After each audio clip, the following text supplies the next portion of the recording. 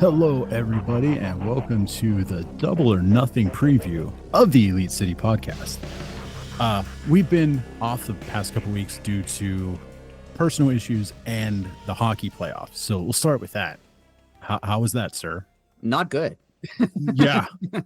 From what I read, it did not end well. Unless you happen to really like the Florida Panthers. So if anyone out there really likes the Florida Panthers, I'm sure you're happy. They're also destroying Carolina, so I feel a little bit less bad about it because that always makes you feel way better. Yeah. So, but I feel bad because I don't like them. But anyway, correct.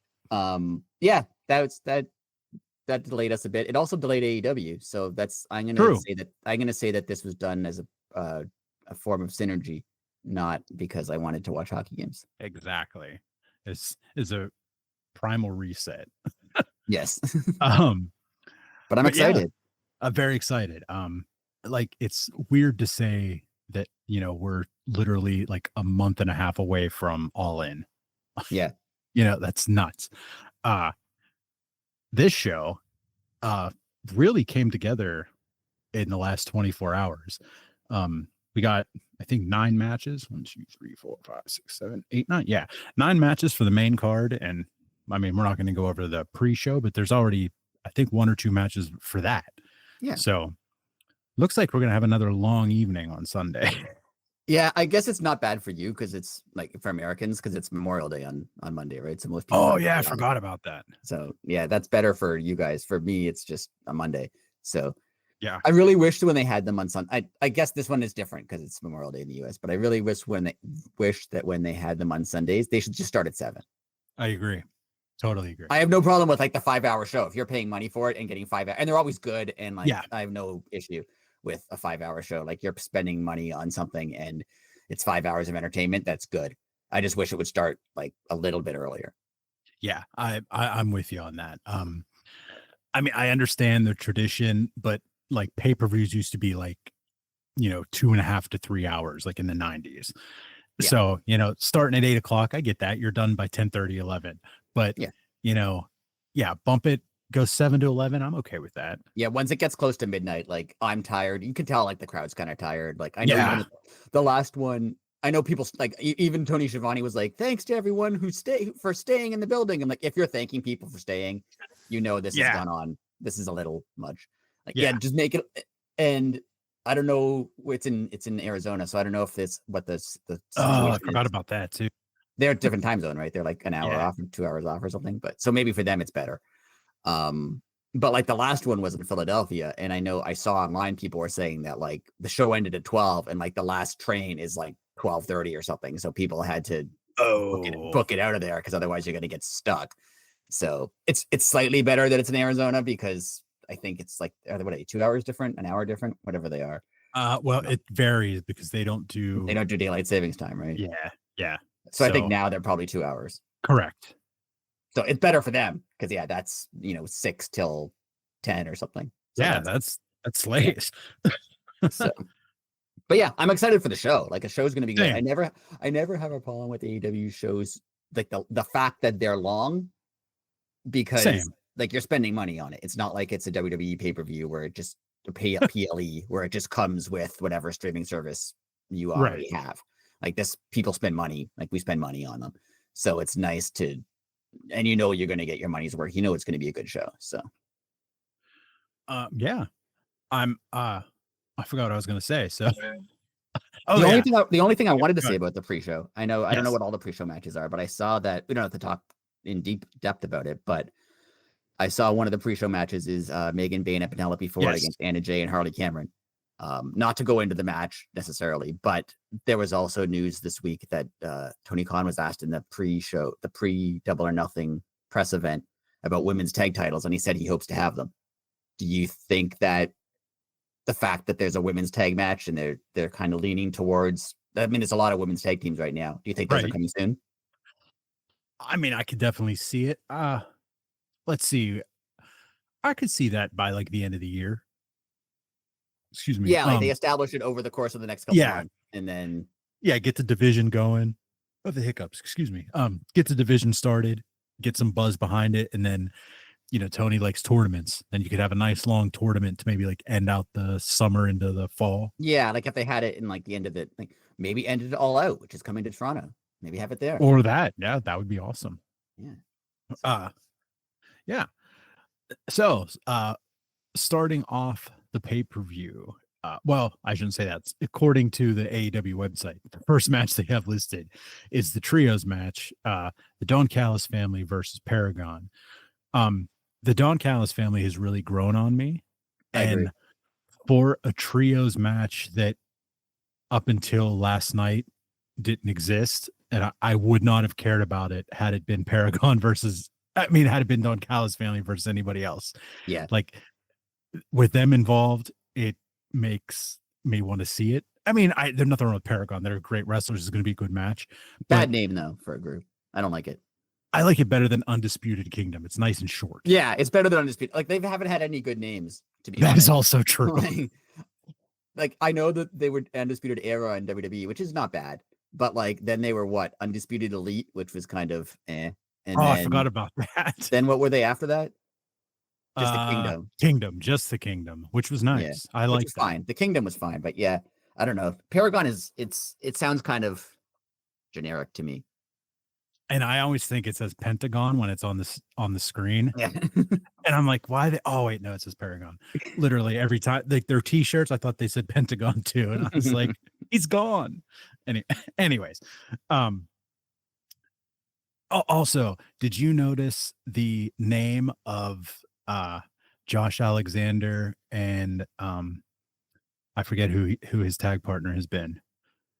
Was it Kyle Fletcher? Or? Yeah, Kyle Fletcher. Did you notice their what their finishers called? It's called the Jackal Driver. Do you get the reference? That's fun. Yeah, because the John Callis. I like that. He was pretty cool as the Jackal. I liked him. He was. He was very good. And yeah, that makes he's been in wrestling for a long time. Like mainstream wrestling. Well, he was Simon Diamond in ECW. Was he? I'm pretty sure. I know he was he was in ECW. He was I remember when he was the network guy in ECW. When they ended up on TNN, he was like the network representative guy. I forgot about that. Who the hell was Simon Diamond? Okay, definitely was not the person I was thinking of. Wow. Yeah, but he was the Jackal, and he was with the two various versions of the Truth. He was with the Truth Commission in WWF. Oh, I forgot about the Truth Commission too. Which I thought I kind of liked them. They were funny, long, but I kind of liked it. And then he was with the Oddities. I also forgot about them. And then I think he went to ECW. Yeah. Wow. The Truth Commission. He was Cyrus the Virus in ECW, wasn't he? Cyrus, that's what he was. That's he was it. Cyrus. Yes. Yeah. He's always been good. He's always been great on the mic. Like I like him. And always hated. Like all those characters everyone hated. Yeah. Wow. Also, it never gets old that like he basically just does commentary for every other match but leaves in between. I think it's and then just to like walk back to the ring with them like 10 minutes later. Yeah. I laugh every time. It's amazing. And he refuses to acknowledge when they say like, why don't you just sit here? Or like, why don't you just stay? Yeah. I remember like it was 2 weeks ago or something. I think that like it was a Josh Alexander match and then a Kyle Fletcher match, and he left and came back. And I think what's his name? Excalibur, which is like you could have just staged, And he's like, no, I gotta go talk strategy. And like he was gone for 2 minutes. So good. Anyways, who do you have on this? It's a tough one. I think Don Callis family. Same. I think they should be there. I kind of hope that whoever wins this goes after the trios titles. Because that's what I was just thinking too. Because they have trios titles. Yes. It's weird. The Ops won the trios titles, and it was like legitimately a big moment. Like it was. Yeah. And then they immediately forgot about the trios titles again. Well, isn't that because Hulk's legit hurt? Yeah, but Hobbs replaced him. Oh, but Hobbs replaced him. I forgot about that. Yeah. Yeah. Like they just like Samoa Joe comes out with the belt and like they don't like no one remember. Like it's weird. It's weird how much they forget that these titles exist. See, I don't know if this might just be like totally wrong. I don't think trios titles work in American wrestling because it's weekly television. Like, I know they have weekly TV, or I suppose they have weekly TV is what I should say, in Japan with wrestling shows, Yeah. but I don't think it's like, I think it's like pre-taped matches. Like, it's not a spectacle like And we it's make not it like here. what they would call like episodic TV, where like it's like Exactly. every week. Yeah, I know. Like they're like trio titles are huge, I think, in Mexico too. But again, I Yes. think that their format is different than North American TV shows. You're right.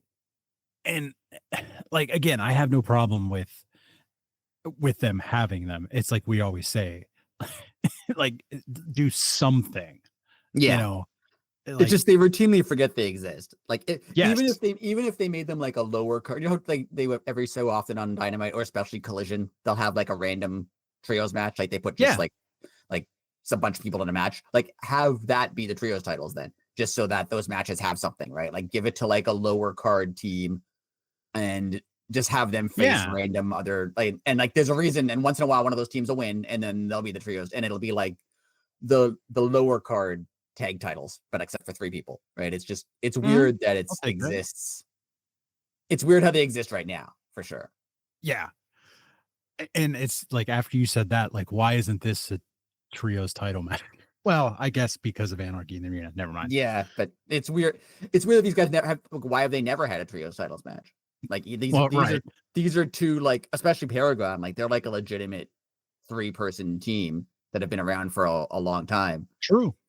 Why have they? What have they ever had? I don't think they've ever had a trios title match. Have they? Uh, no. Let's see. Maybe, maybe Mike Bennett, uh, uh, Cole, and Mike Bennett's partner, who I can't think of. They might have had Yeah, a trios title shot. maybe. Yeah, maybe they did. Yeah, I think you're right. I think they did. I can't think of Bennett's tag partner's name. I can picture him. Matt Taven. There it is. There you go. But yeah, it hasn't been a real good trios title since like House of Black had them, and that was a long time ago. That was a long time ago. Like 2 years ago. Wow, where does time go? But yeah, Anyway. I picked Don Callis. Same. Well, by the way that they have these listed on the website, you could tell these are like the entertainment matches, because the next one is the Nigel McGuinness and Daniel Garcia versus FTR. I think Garcia and Nigel win. Yeah, I have trouble picking this one. I have a go out on a limb theory here. Okay. I think there's a chance that Danny Garcia turns on Nigel McGuinness. Oh, there could be that too. I think it's possible. Because Danny Garcia's kind of been just like there for a little while. Like he's doing things. Like I'm not saying he's not on TV. Like he's doing things. He's in matches. He's like doing, but like he's kind of just a guy. And I think maybe if he turned heel, that would do something for him. I don't know. What I think I would do is I would have Danny Garcia turn heel, and then maybe they all attack Nigel, and then maybe like Adam Copeland comes out and saves him, and that leads to something. I don't know, but the Leafs are out of the playoffs, so Cope can come back. That's true. Wrestling now, yeah. So I don't know. I think maybe that's what happens. So I'm gonna say FTR, because I think maybe Danny Garcia turns. Because this is just a weird match. Like, why is he teaming with Nigel and not like Daddy Magic? Well, because FTR went after Nigel. I know why. Like in story. Okay. Why would they involving Nigel in this at all? Sense. I don't get it. I don't know. I think you might be right that they want Nigel to win because Nigel's last match he lost. Like maybe they want him to win his last match, or they want him to have like a winning run. So maybe he wins, but I don't know. I feel like Daniel turns because this alliance between the two of them was a little out of nowhere. What if you have Daddy Magic and Parker, but whatever his new name is? What if they have them turn on, like 2.0? Does he have a new name? I didn't even know he had a new name.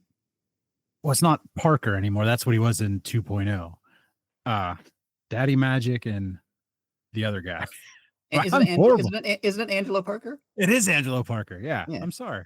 Wow. I'm so not with it. I figured I hadn't seen Collision. Like maybe he changed his name, but yeah. No, you're right. After you said that, like, what if they turned on Garcia? Yeah, maybe they turn on. Yeah, that would work too. Because I do like the three of them together. Yeah, but they're not doing much. exactly. And maybe having them turn on each other or someone turn on somebody, maybe that'll spark something. I don't know. I do like FTR what they're doing now with Stokely. That's fun. And now, like, have Stokely have like a little stable of tag teams. He could have 2.0 FTR. Yeah, that'd be Ooh, fun. I I like like that. That's fun. Yeah. Okay, so you got FTR. I'm gonna write that. Okay. Yeah. Then we have the stretcher match. Mark Briscoe versus Ricochet. The fact that this match was made via like Instagram made me happy. But now do we live in a time where, you know, you have to pay attention to social media to see the feuds? I don't mind that. I've complained about that before. I don't mind it if it's like AEW's social media. Like Same. If you have to follow AEW's Instagram and AEW's, YouTube or Twitter or whatever, that's fine. Like I have no problem with that. I just don't like where like you're expected to follow this other person's YouTube channel. Yes. Like you have to, like, not a knock at the Bucks, but like if you have to follow the Bucks on Twitter for a feud to make sense, no, I don't want to do that. But if it's I got you. if it's on AEW's official stuff, that's fine. I'm okay with that. And I got to go. The heel was winning this one, Ricochet. Yeah, I'm torn on this one too. I actually picked Mark Briscoe, but I could see it being nice. Ricochet. I picked Mark Briscoe just because I did. I don't know why. And Ricochet is fun when he gets embarrassed or humiliated. So I think that would kind of be fun. There isn't really, I don't know. I haven't seen all, like I'll watch Collision occasionally. I haven't seen all of it. Doesn't seem to me here like there's anything that necessitates a stretcher match other than they want to do one. But like that's fine. Yeah.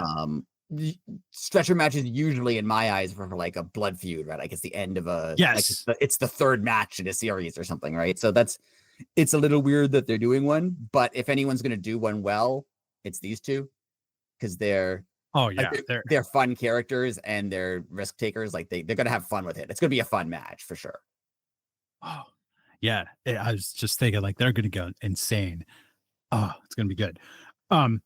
It's going to be some like really like nuts spots in this match, I think. Yeah, and I was just going to say Mark Briscoe is kind of, to me anyway, not a knock on him. He's kind of like this generation's Mick Foley. Like he doesn't need to win, and honestly, if he loses, it's kind of not better for him. But it like it's not a knock on him. I'm never going to see him winning like a major singles title. I don't think. I could see him winning like a lower card thing, but I can't see him winning a major title. But you're right. I don't think that matters. I think he's a fun guy and people like him, and he has good matches. So, and you need those people. You need those people who can like go randomly up and down the card and like, oh, you have no one to wrestle. Like this seems like, oh, these guys have no one to wrestle, so let's put them in a match with each other. But like that's fine because they're both good. So, Ricochet is so good. He's amazing. I honestly never thought that he had any of like this in him to be this funny and like just a jerk. Like it's great. Isn't that a shame that the machine forces you to work outside of what you perfected before you worked for them? It's very weird, and we'll talk about it more later. But Meltzer was talking about the Hangman Ospreay promo, which was phenomenal, wonderful. And he was saying it was weird because you see like there was this week or leading up to WrestleMania, there was Cody and John Cena wrestle each other, and like Cody and John Cena are both good on the mic. No one's saying they're not. Like they're both good performers. They're both good. Yeah, but absolutely. He said with WWE, you can tell that they're saying something they're supposed to say. Like someone told them. Like they're it seems like they're acting. Like Cody seems like an actor, and John Cena seems like they deliver the lines well and they do a good job, but you know that that's what they're supposed to do. AEW does have a feeling of like, we're just going to let people do what they want to do. And sometimes it'll suck or they'll screw up or it'll go badly. But yeah, like Ricochet, like they probably told him, oh, you aren't super great on delivering WWE style promos. So you're just not going to. Like, we're not going to change our style of promo. You're just not going to do promo. It's weird. It is.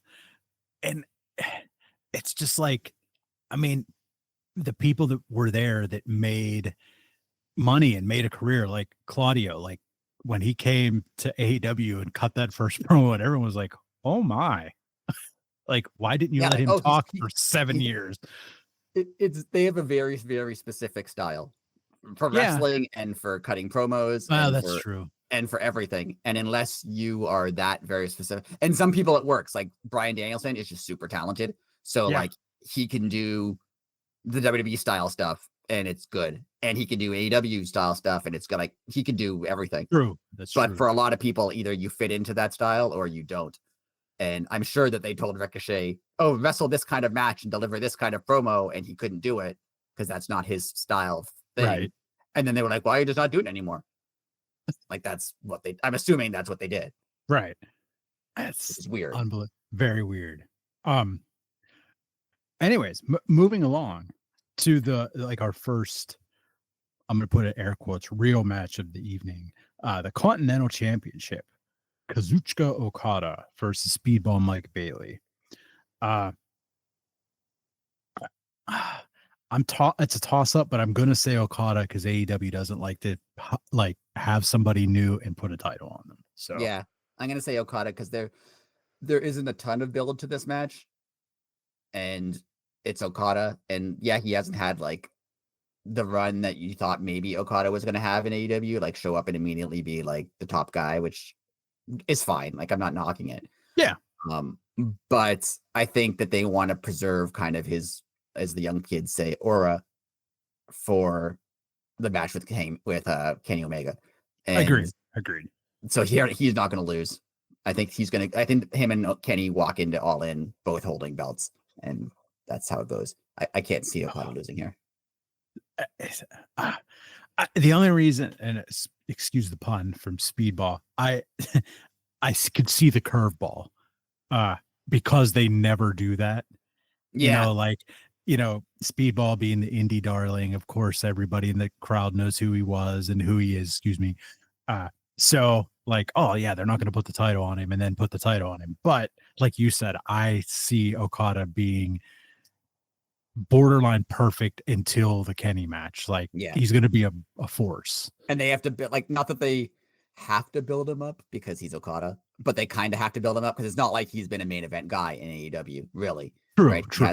He hasn't been at the top of the card. He hasn't had he's had good matches, but he hasn't had if Bryan Danielson, when he walked into AEW and immediately was, up there with Kenny and everything, and you didn't have to build him up.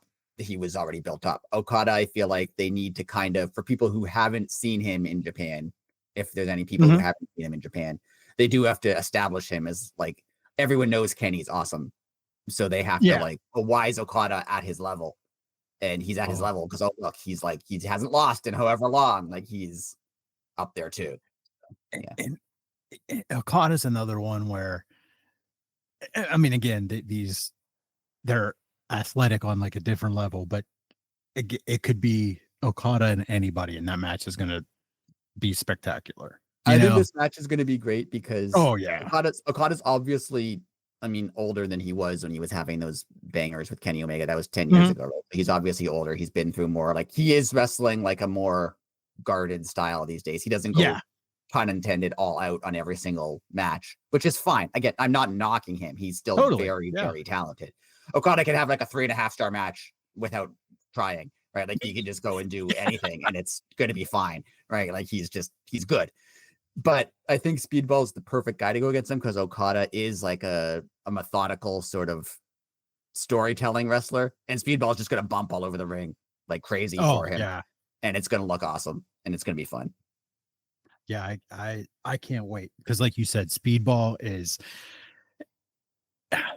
he's the perfect opponent as he can obviously hold his own. He's a, 3rd, 4th degree black belt, but him being smaller, you're going to look at it and be like, oh, Okada's going to throw him around and it's going to be so good. Yeah. Okada is going to throw him around for what? And he's going to kick out of a bunch of stuff. Not the Rainmaker, but he's going to kick out of a bunch of crazy dive. He'll do crazy dives that Okada will move out of the way for, and he'll smash himself into the mat. And he's going to get beat up for 10 minutes. and still kick out. Like it's going to make him look good too. Absolutely. I still don't understand how you do a front flip and land on your knees on a other man's chest, and he doesn't. Yeah, I don't get how you fake that. Like I've said, like when Swerve does the Swerve stop, you could tell he kind of slides off them, right, and hits the mat with his feet, really. But like, yeah, he's landing just like knees first on your chest. Like I don't know how he fakes that. Yeah, I don't understand it. Yeah, I mean, he must be, because otherwise he'd be killing people. But I don't know how he does it. Even if he faked it and did that to me, I would just be like a puddle of mush, never moving. I'd take taking any wrestling move would immediately kill me. Like any like worked wrestling move, I would immediately die as soon as I had to like bump on a mat like that. I've seen the mat; it's just wood. Like it's not. There's no mat there. Like, what a sport. And then we have our Anarchy in the Arena, the gimmick match of gimmick matches. I have a slight complaint. All right. The only thing I dislike about Anarchy in the Arena is it's obviously chaos, and like production wise, it's hard to follow. Yeah, I agree. Even the brawl they had at the end of Dynamite was kind of hard to follow. Yeah. And again, I get the chaos. I get that even the announcers are supposed to be like, oh, okay, now we're over here. And they're supposed to be even a little confused too. But I wish, and again, I know I'm the anomaly here. I wish they would do it honestly without commentary at all and just hard cuts. I could see that.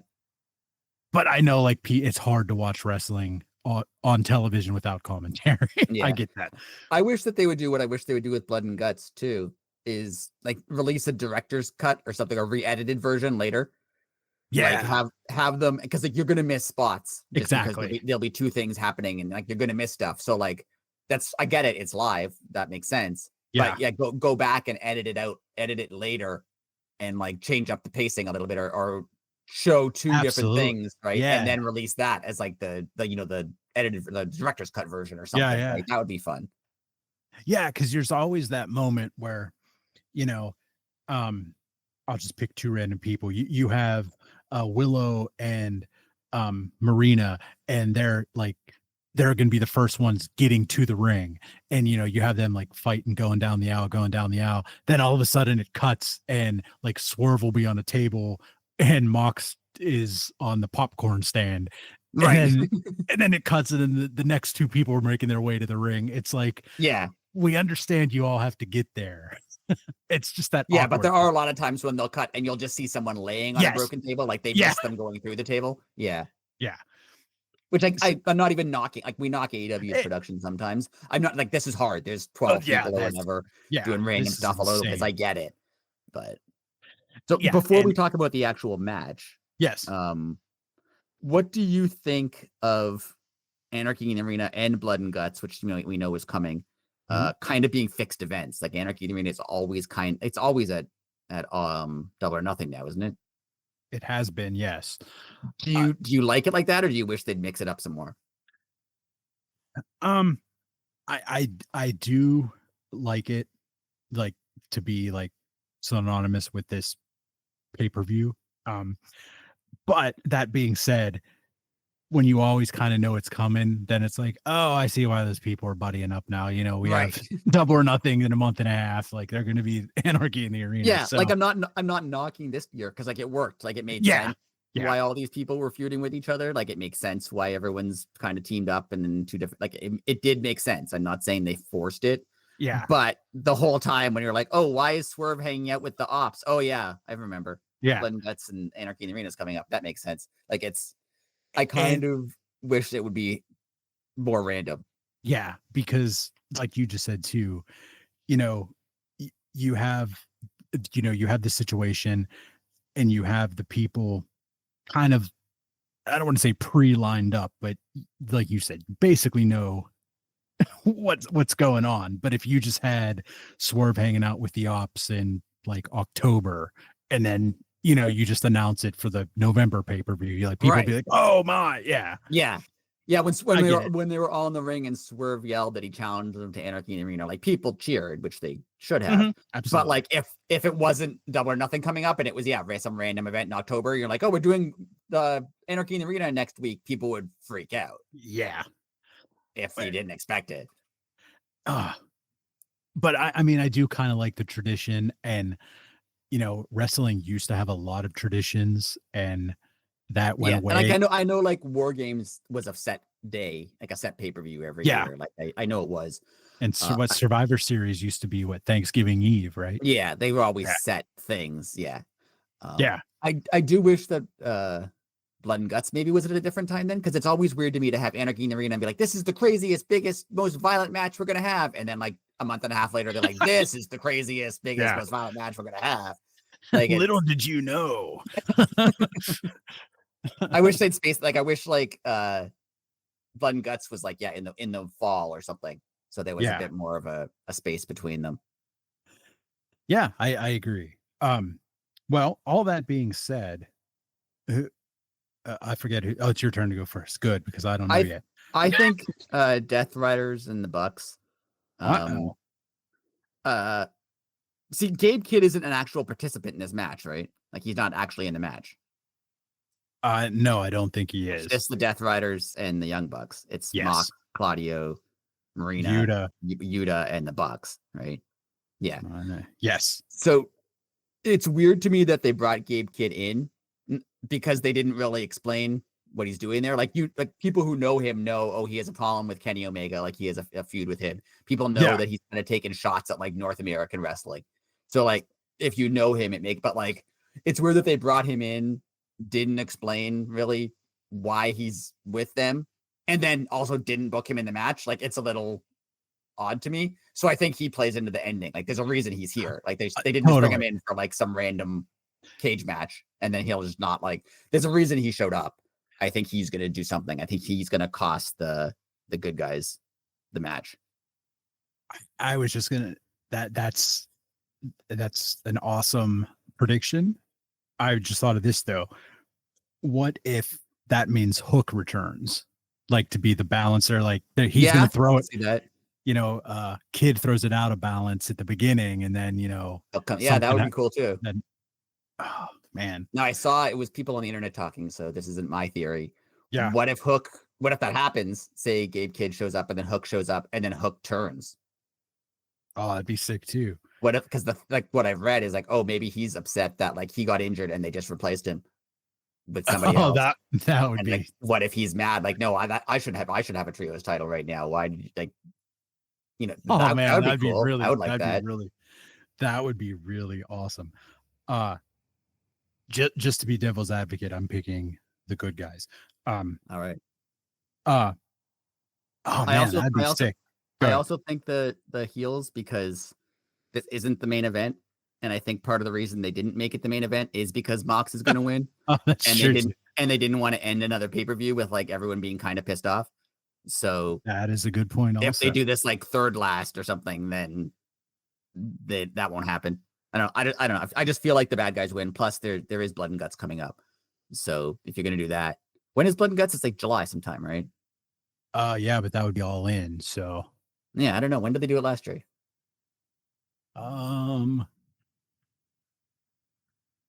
me see. Whatever the July pay-per-view was, because wasn't All In August last year. Yeah. Blood and Guts was July 24th. So yeah, it's not going to be July this year because they moved All In. So I wonder when they'll do it. I would be okay actually if they didn't do it for a year. Oh, that makes sense too. Like I think they will, but I'd be okay with it if they didn't, or if they moved it and had it in like October, because this is like AEW's busy time where they do Double or Nothing, and then they have like a bunch of special Dynamites coming up. Don't they have like the Summer Blockbuster one and Fighter Fest? Like they have a bunch of stuff coming up. And then it's All In, and then it's All Out, and like they've got so much happening. I wouldn't mind if they moved it.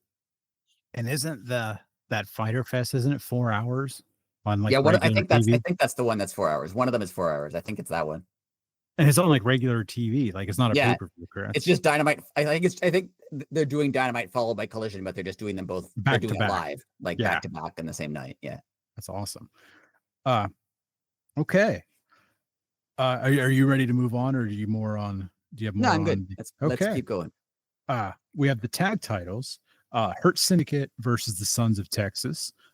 Obviously it's going to be the Hurt Syndicate, but they're setting something up for the Sons of Texas, which in my opinion, you're going to see Dustin versus Sammy at All In. It's my opinion. That would make sense. That would make a lot of sense because I don't watch ROH, so I don't see much of them, so I don't really know what their deal is. They're crushing. I mean, okay. But Dustin said something in a promo a couple weeks ago. I'm glad you said this. I've been meaning to text this to you. He said, since we've been champions, we've been undefeated. Well, yeah, because you still have the belts. Like, if you lost, you wouldn't be the champions anymore. Anyways, Dustin's weird. Like he had that promo on Dynamite that was like he seemed like he changed his mind about what he was going to say.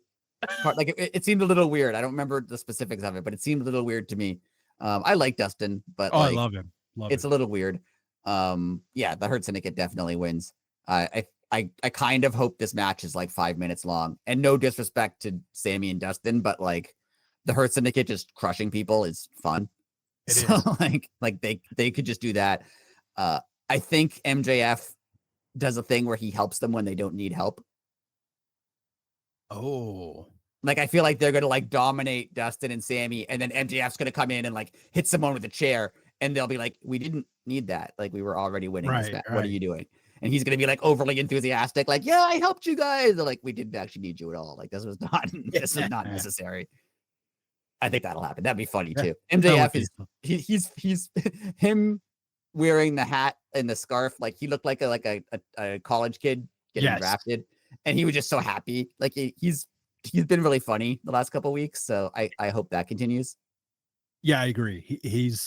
We talked about a few weeks back that he was getting not necessarily like super stale, but he needed a little fuel on the fire, and this is it. He needed to do something different. This is it. Yeah, like for a while, he was just the exact same guy all the time. Yeah, and it was dull. And this is better. And I'm sorry, him calling Lashley Bob. It's hilarious. I laugh every single time because he always builds it up too. He's like, my friend Montel, MVP, and Shelton Benjamin, the gold standard of wrestling, and Bob. Oh, it's so good. Even now that they're like friends, he still just calls him Bob. It's fun. And Lashley, his like look he gives him every time. Yes. Like, you're still calling me Bob. Like it's funny. They're good together. They are good together. I'll give them that. Do you think we ever see a Cedric Alexander join? Yeah, that's an interesting one. I know his wife is Big Swole, right? I know she had a falling out with AEW, but that was also like 5 years ago. So that is. I did. Wow, that was a long time ago. Unless you're certain people who we're not going to mention, you can get over things, and you can move on from stuff. So hopefully they did. That'd be fun. Like I would like to see him there. Same. And also money talks, like, him sitting at home right now, not making any money. Right. If you get a phone and call, and they're like, oh, you can go into like this main level group that you already know the guys in and have worked with and like are friends with. Yeah. And we're going to pay you hundreds of thousands of dollars to do all that. Right. You're like, oh, hang out with your buddies and look cool. Like, I agree. Hurt Syndicate all the way. Women's World Championship match. Times Tony Storm, Mina Shirakawa. It's going to be good, but everybody knows that Tony's winning. Yeah, Tony wins. Yeah. For sure. I love Mina, and Mina's been great, but there's no way she wins at all. Yeah. Tony Storm wins for sure. Totally agree. My only question for you here is there any chance Mariah May returns? Yes. I think, like, I know that there's rumors of her leaving, and like that it could be entirely true. Like, I don't know. Like, I agree. It could be, but if there's ever a chance to bring her back, this is the chance to bring her back, and not to feud with Tony again because she's already done that. But like, she has a whole thing with Mina she could do if she came back. I feel like that's like it could not happen. She could be gone, and they could just never mention her again. But I feel like the fact that they had this they're having this match makes me think she might come back. This is my surprise of the night. I was going to say that before. Yeah, you brought that up. But yeah, I think she's the not like when I say return, like not from injury, but we're going to see her back full time, probably announce that she re-signed or signed an extension or something. Yeah. That's my I call. feel like the only way, and she could, we've discussed this. I think she could totally go to WWE. I think if she grew up and she wanted to go to WWE, her whole, and she can't, and she wants to be able to say in like 30 years when she's retired that, hey, I wrestled at WWE, which is my goal from when I was a little kid. Sure. Like that's entirely possible. And I wouldn't blame her for it, and go for it. But if it's money, like Tony Khan will pay her whatever she wants to be paid. Right. And I like it. And if she's talked to WWE to go like, oh, they're offering me this much for get Tony to match it. Good. Like, that's what you should be doing. That's definitely what you should be doing.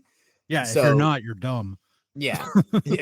Unless you're Darby Allin being like, you don't even have to pay me. I'll wrestle anyway. Yeah. Tony insists on it. I don't know. I don't even want it. I wouldn't even a contract. I'll just show up. Yeah. But yeah, I think there is a chance that maybe she's always wanted to be WWE. Maybe she has. I don't know her. And that's been her goal her whole life. And if that's been your goal your whole life, go for it. But it wouldn't be for money, because Tony Khan, because of who she is and how well she's done in AEW, like she can kind of ask for whatever and get it money wise. Oh, absolutely. So I think the chances of her, like they said, her contract isn't up until the summer or something. Right. So like even if she 2 months ago decided, oh, I'm going to go to WWE, like her contract's not up, Tony Khan has months to try to convince her to stay. Right. So you've all seen that in like actual sports where you think, oh, this guy's definitely leaving as a free agent. And then like they decide not to. Right. So I could see her coming back, and that would be great if she did. Absolutely. I mean, that's an asset, from top to bottom. I mean, not only is she one of the best workers, she's just overly talented in every other aspect. Isn't she only like 25 or something too? Yeah, I was gonna say, yeah. And she's also like, she's really young. Unreal. And finally, we have the men's and women's Owen finals, which I hope they end. Like, I hope it's the women's and men's. Yeah, that would be cool if they did that. Yeah. And that's how it's listed on the website. So I'm really hoping that would be really cool. Yeah. So we have we have Mercedes Moné versus Jamie Hayter. I think it's Mercedes, but this is a match that I could see Mercedes losing, because she wouldn't lose a belt. You know what I mean? But I think it's Mercedes. This is a tough one. I agree with you that it's going to be tough. They both could have a feud with Tony. That would make sense. Yeah. I'm torn on this one because, like, if it's Mercedes, then she goes to All In to face Tony, and then they'd have to do champion versus champion, which is, I don't know, because especially if they also do Kenny and Okada champion versus champion. But Mercedes and Tony title versus title is like a massive match that they haven't done. And if you're not going to do it at All In, when are you ever going to do that match? Also true. That's like the stage to have that match, because they're super over. They're great wrestlers. They both have titles. Like, that makes perfect sense. Like the biggest show of the year to have that match on it. I'm going to say Jamie Hayter, though. Okay. Despite all that, because she also has a history with Tony. Like, Tony took the belt from her originally, years ago, whenever that was. Then you could have Mercedes have another title match with somebody else, maybe Athena again or someone else at All In. And that makes sense too, because Athena's from Texas, right? You could have Athena. You could have Athena finally take the belt off of her in Texas. I could definitely see this going either way. I'm gonna say Jamie. Okay. Yeah, and I think the storyline with Mercedes is going to be she's slowly losing everything, right? Like, she lost her. That's true. She technically lost her undefeated streak when she lost that tag match, right? She's no longer undefeated. She's undefeated in singles competition now, right? It's true. And then she lost one of her belts. So yeah, she didn't get pinned, but she lost it. And then maybe now she's going to lose her singles undefeated streak. So now she's losing a little bit more every time. And then Athena takes the last thing, which is her title. Damn, that's a good eye. I like that a lot. Damn, that's good. And Jamie versus Tony will, like, it's not as hot of a feud. Like, it's a super hot match. Right. Mercedes versus Tony. Right. Like, I would not be surprised, and it would make sense to do it there. But I think Jamie, just for variety's sake. Hey, again, either of those matches is awesome.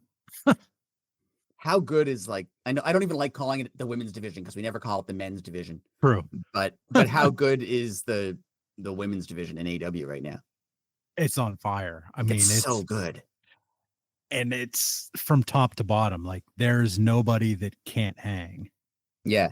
But yeah, like they're putting, like, Harley or Anna Jay or Penelope Ford, who like aren't main event people, and they're like hanging in every match. They're having fun storylines. They're entertaining characters. Like, they're up and down the card. It's all good. And see, that's not to go off topic here, but see, that's where I see the end of Britt Baker, because I don't think Britt can cut it anymore. No offense. I mean, she's a better athlete than me. Yeah, no, she's a good athlete. She's a good character. She's a good speaker. But you're right that, like, the level of wrestling ability that's currently in AEW is massively above where it was, 2 or 3 years ago. And you can't, like, unless she's there every week. Like, I'm not saying that she wouldn't be committed, like, obviously, but I know she still wants to be a dentist. Like, I don't think you can choose both paths anymore. Yeah, and I do really think, based on everything, if she wants to keep wrestling, I don't know if she wants to keep wrestling. We have no idea. True. That's also true.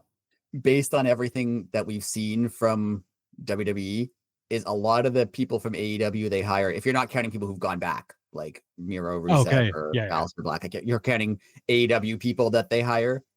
They hire people, like, symbolically more than anything else, right? They hired, obviously, I'm not saying these people aren't talented and shouldn't have jobs. Right. But, like, they hired Cody because Cody's a good wrestler. He's a good face. He's a big name. But it was also, he's one of the founding people of AEW. Yeah. Symbolically, this looks bad for them. We're going to hire Jade, who, again, talented wrestler, talented personality, looks great, whatever. But she was, like, the undefeated first really big new star that AEW made. We're going to hire her. And hiring Britt would be another one of those things. She was, like, the first woman they signed. She was their first, women main event. We're going to hire her just to, like, for everything the internet loves about Triple H, that he's the same as Vince McMahon in terms of, like, monopolizing the industry. He wants to, like, all these people are symbolic hires for him. He wants to hire them. And that's why, you think, again, no knock on Ethan Page or no knock on Ricky Starks, but you think that if they weren't in AEW, they'd be fighting for an NXT title right now. They probably would not be. Like, he signed them and put them in a feud with each other for a belt just to be like, look, we can do it.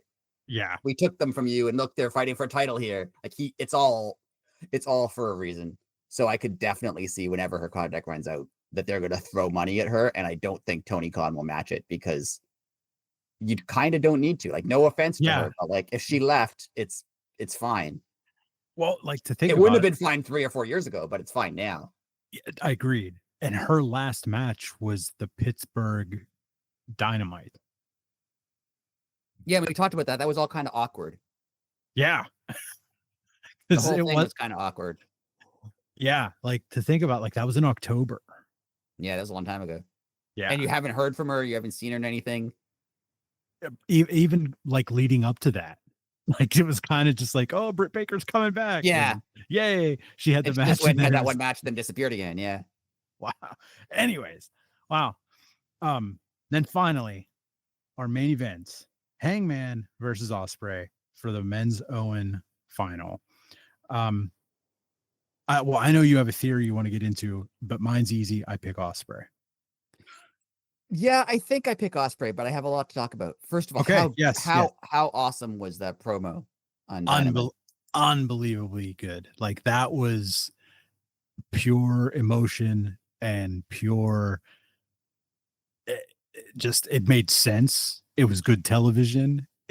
If they were just shooting from the cuff, those dudes need to get, like, into improv acting, because that was really good.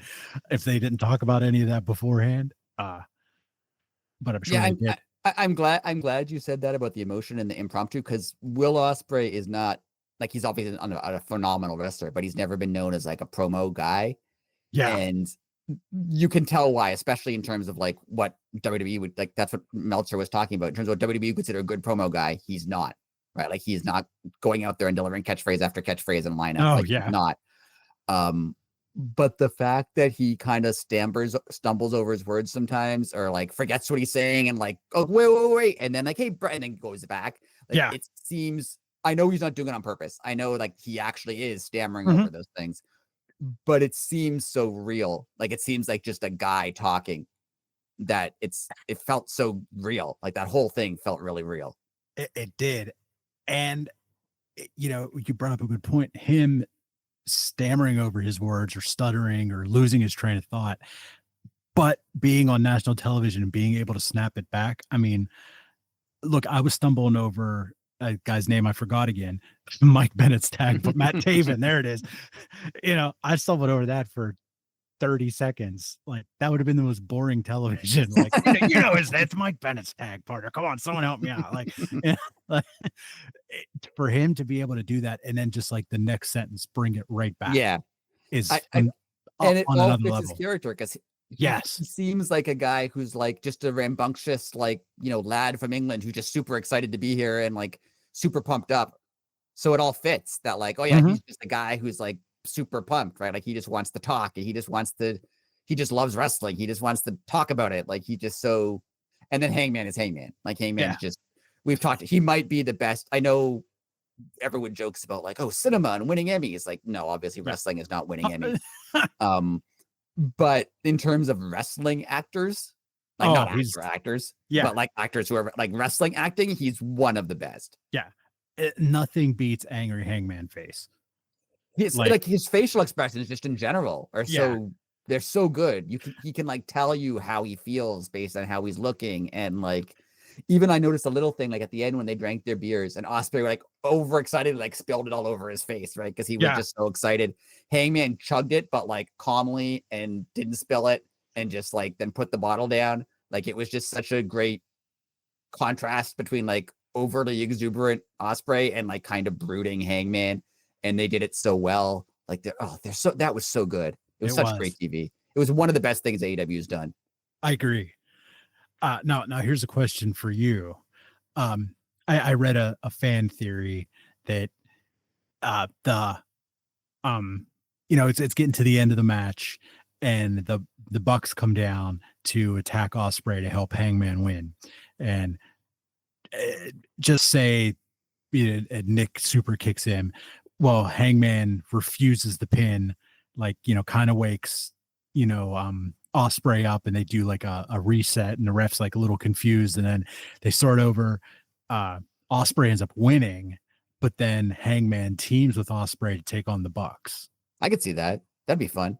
I was like, that is such a different ending to a wrestling show because you would see like unity between the people that were fighting as opposed to someone bringing in an outside old friend and it something. makes sense. And it makes sense for Hangman. It makes sense based on what they talked about too. Because Osprey was like, hey, if you win, I have your back and I hope that you have mine. And that would work. Yeah. Everything about this is great. Yes. And you could look at it like, oh, Hangman wouldn't want that, it's a Owen Hart tournament. Like he wouldn't want a tainted heel win. Yeah, you're right. And especially because he's trying to redeem himself as a person. Yes. Yeah. So this is great stuff. It is. I also want to say I really loved Osprey going, I want to be the one who like reveals the belt, brings the belt back that we haven't seen in forever. Because like that's what this is about. He's right. This isn't just winning the title. This isn't just winning the Owen Hart tournament and winning it all in. It's also you get to be the guy who brings the belt back. You get to be the guy who restores that. Like I hated this is for the soul of AEW, but like, not seeing the belt for 6 months or whatever. Yeah. Like that's going to be huge when somebody wins it, right? Like it's going to be a legitimate moment. So that was great. And I wanted to do two things. Okay. I want to talk about, I showed you a comment from someone on, it was on the cage match, not cage match. What's the website called? I'm forgetting things. What called? Cage side seats. Sorry. Okay. The cage side seats. It was someone in the comments named Pound Sterling who said, I love that this is, I'm just going to read it. Yeah. I love how this is set up so that either guy feels like winning is natural. My prediction is Osprey, blah, blah, blah. Okay. Continuing on. Hangman's story isn't really about the title. He thinks it is, but it isn't. It's about him feeling like he failed the trust and respect he earned, which he can regain by genuinely being a leader and helping others like Osprey or Swerve. I love that. Yes. That he thinks that winning the belts is what's going to make him feel better, but it's not winning the belt. It's redeeming himself as a person. And that fits with what you just said about the Bucks helping him and him refusing the help. It's not him winning the belt that matters. It's him redeeming himself as a good person again that matters. Oh, that would be great. This is all so good. Now I have a whole theory here. Yeah. Go. Unrelated to what we talked, sort of related. It's basically Hangman is everyone's sort of said, but now it's basically acknowledged on screen too, that Hangman is like the main character of AEW, right? Mm-hmm. He's like the main thread that's gone through all of it. And more so than that, he's the representative force of the fans, right? Like he's the person we're supposed to live through when we're watching the show. He's the one we're supposed to identify with, right? And Hangman's downfall began, arguably, but probably true, when he lost the title. When he lost the title to Punk, that was when he started feeling down on himself, right? And he hasn't been the same since. And in a way, AEW's downfall was that same time. Also true. even if you don't count Brawl Out, even if that never happened, the Brawl Out stuff and the Punk firing and all that stuff. I know at the time when it happened, there was a bunch of AEW fans who were mad that Hangman lost to Punk. They were like, oh, he's a WWE guy. He's not one of us. He's just here for glory and whatever. He's not. Hangman's our guy. He's the guy that we've had since day one.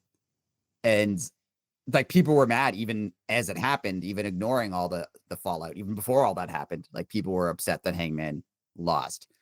And just like it's taken Hangman a while to get back to respectability and get back to being who we want him to be, it took AEW a while to get back to what we wanted it to be, right? Like the company's fortunes kind of rose with Hangman, like at its absolute highest heights of AEW, Hangman was champion, and then its absolute lowest lows were Hangman's absolute lowest lows, like when the company was kind of falling apart and there was fights happening and like people were freaking out, like Hangman was down too. And I don't know, there's this diehard audience that wants Hangman to represent them. And so if he loses, what does that mean for his character? But also, what does it mean for the fans? And what does that mean for AEW? Because if he's the fans, if he's the heart of AEW and he loses, where does he go? Also true. Damn. And then deep. In my eyes, also, Ospreay is like the new AEW. He's like the rebuilt AEW when when things were bad and it was falling apart, and then they signed, then that one, couple month period, they signed Ospreay and then Mercedes and then Okada, and we're like, oh, we're back. It's like this is the place people, it's not falling apart. Look at all these people who want to be there. Ospreay is like the new AEW. He's where the best wrestle AEW because he's the best wrestler and he's the new breed of AEW wrestler, the new breed of AEW, the new breed of fans. He's kind of like the new choice. Like I don't know. And then then the other side of all of this obviously is Jon Moxley, who if Hangman's the main character, then Mox is like, I don't know, he maybe is the soul of AEW or he is the heart of AEW. Like he's the guy who through the pandemic kept the company going. When Punk got injured and everyone was hurt and there was no one left, Mox missed his vacation to win the belt and carry everyone through it, right? Like, and that he carried the company through its arguably two worst times, and that kind of changed him too. Like Hangman got depressed that he failed. Mox just kind of got bitter and angry and was just like, as a character, I'm talking about that. Yeah. Got kind of bitter and angry and violence, and Hangman's violence came from himself. Like he kind of is mad at himself. He hates himself. He hates his life. And he feels like if he hurts other people, he's going to somehow redeem himself. Whereas Mox enjoys the violence. He wants to hurt people because he just likes doing it. And all of the things that AEW has been through have made him a kind of sadistic and evil, and he enjoys it. And that's contrasting with Hangman, who doesn't enjoy it, regrets it, And Ospreay, who's like, hey, I didn't even want to do that stuff. I was a bad guy when I was with Don Callis, and I realized I don't want to do that. And I want to be the new voice. I want to be the new face. I want to be the new good guy. I'm not even like you guys. I'm just he's on a whole other level. Like he says, Yeah. he's a whole different breed than them. I don't know. It's all so good. It is like all if you so just good. read into it, it's just so good. And like, say what you want about the Death Riders and their storyline and how it's been long and drawn out and people have been annoyed by it. And like, we've all talked about that, but like, it's made you hate Mox. Agreed. And like, Mox was like the one guy everyone loved. Mox was like the face who everyone cheered for and who, yeah, he did carry AEW through its worst times. And like, everyone hates him now, like legitimately hates him. Like, you don't want to see him. You boo when he comes out. You're mad when he wins. Like he's hated. Yeah. Which is what he's trying to do. So like, you can say maybe it wasn't worth it to have months of bad TV to have this guy get hated, but like, hey, it worked. Like someone's going to beat him at All In, almost certainly. Oh, 100%. And someone's going to bring back the title. And that's going to be a huge moment because he's been such a bad person. And like, you haven't seen the belt in so long. And I don't know, who does he lose to? Does he lose to like the main character who is redeeming himself? Or does he lose to like the new guy who's the new AEW? I think it's Ospreay. I think it's Ospreay. This is my very long way of saying I think it's Will Ospreay. I think he's going to be the new face of the company. He's the representative, like the Wear the Best Wrestle era. Yeah. He's like the new guy. But like Hangman, where he goes from here is going to be amazing. I think what it's going to be is he's going to reconcile with Swerve somehow. I can see that. And that's like his redemption. Like he thought he needed to win the title. He thought he needed to stop Swerve from having the title. He thought he needed to, beat up his friends. He thought he needed to do, but he didn't actually need that. What he needs to do is like actually just be a good guy and be a good person. And that's his redemption. It doesn't have to be the belt. It can be him just like redeeming himself as a good person. That's incredible. And then all that, and you have Hurt Syndicate versus Swerve and Hangman at All In. Yeah, that'd be fun. I could see that. Yeah, for sure. That'd be fun for sure. I just think this storyline is so good. Like it's very good. Hangman's story just in general has been so good, but like the stuff Ospreay like wove into there that like, oh, when he said like, oh, when you attacked Swerve, a woman in the crowd screamed for you to stop because she was so scared of you. Like that's actually happened. And it was just so good that he mentioned it and that he's just like, nobody respects you. Nobody cheers for you anymore, but like they do cheer for you, but they don't want him to be who he is, but they want him to be better. It's just so good. Oh, it is a legit like downfall and rebuild of a character. Like if it was a movie, we'd be entering the third act. Yeah. And they've done such a perfect job with it. Like Hangman's done a perfect job with it. Everyone he's faced is like the stuff he did with Swerve was incredible.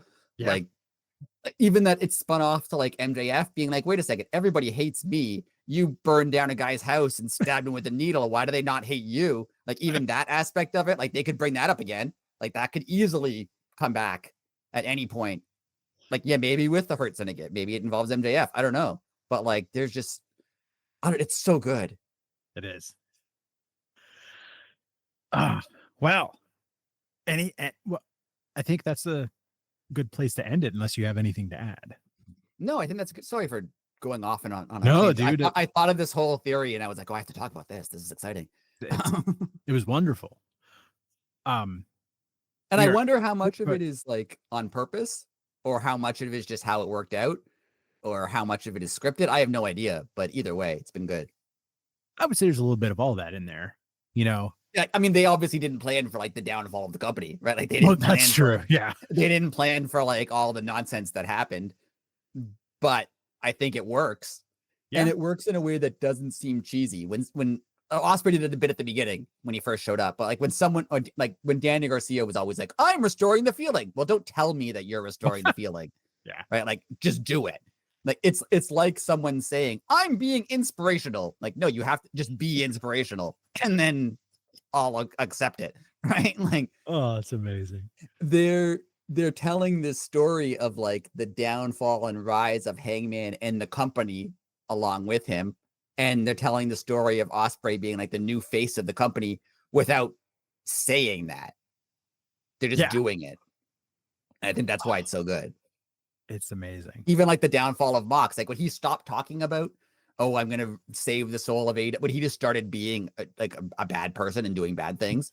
Yeah. And then it was like, oh yeah, that's what he's doing. He doesn't have to tell me that's what he's doing. It just, he's being a bad person. They fixed the Mox thing. Like somewhere along the feud with Cope, they kind of fixed the Death Riders thing to the point where I started liking it. I agree. That it went off track and they righted the ship in the like perfect amount of time. Like if it would have went any longer, they would have totally lost me, but they lost me just enough to bring me back, and I'm good now. And it is like whoever beats Mox, and when they open the briefcase and the belt's in there and they get to raise the belt and all in, like that is going to be a legitimate, like major moment in AEW. Agreed. Do you think we get a new belt? I think maybe later, but I think the moment will be the old belt. Back. Yeah. Like just you haven't seen it in a long time. Like here's the thing you thought you might never see again, and here it is. Oh man, I can't wait. On that note, we are at Elite City Pod on all social media. We also have a YouTube channel, also at Elite City Pod. Give us a like, subscribe, please, and share. That has really been helping. Spotify kind of sucks as a host, so we're looking into changing Spotify doesn't like us anymore, but YouTube seems to like us a little bit, so that's good. Yeah. So please share it. It really helps because Spotify and like rate it. If you could rate, I don't know, whatever platform you're on, if you can rate, yes, that's good. That would help. Yeah. So please do that. And we'll be back to, well, not normal because we'll have an early one up next week because we'll have the review of this show. Yes. So after that one, we'll be back to our normal schedule. So you're gonna have a lot of episodes coming up in the next 10 days. Yeah, as you can tell, we're pretty pumped about all this right now. So. Yeah.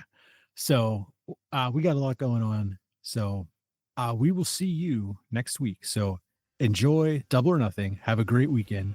Until then, later.